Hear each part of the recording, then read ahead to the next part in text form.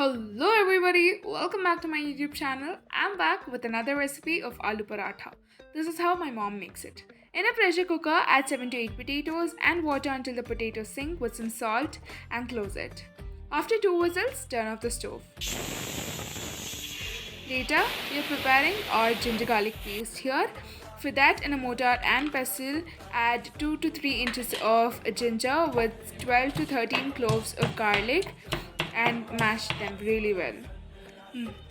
Later, for our veggie prep, I'm using 2 large sized onions and chopping them really fine.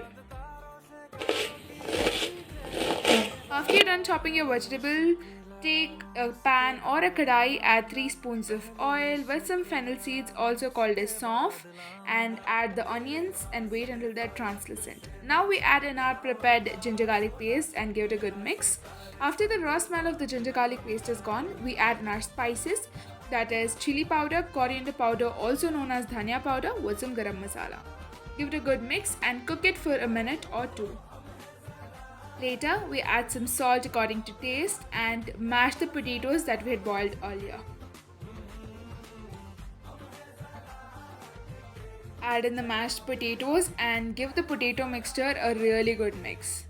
Wait until the aloo mixture is really hot and then turn off the flame.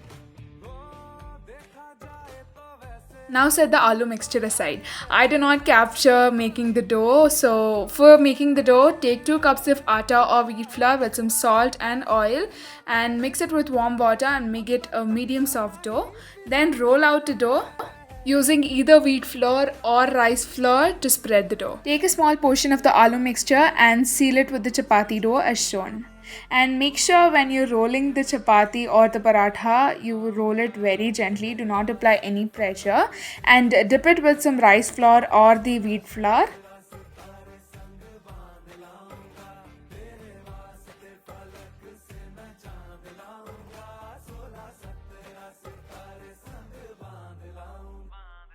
After you're done rolling your paratha on a hot tawa, add a spoon or two of oil and then put your paratha on the pan. Let it cook on one side. By the time, add 1 to 2 spoons of oil on the other side as well.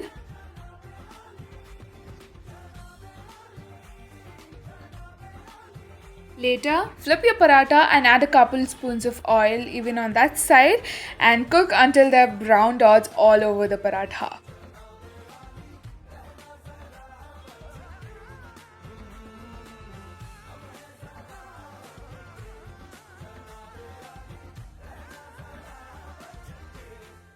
And then you're done. Serve it really hot in a plate with some curd and pickle and enjoy. By the way, this serves 4 to 5 people. So if you did like the recipe, don't forget to give it a like and to subscribe to my YouTube channel for more such videos.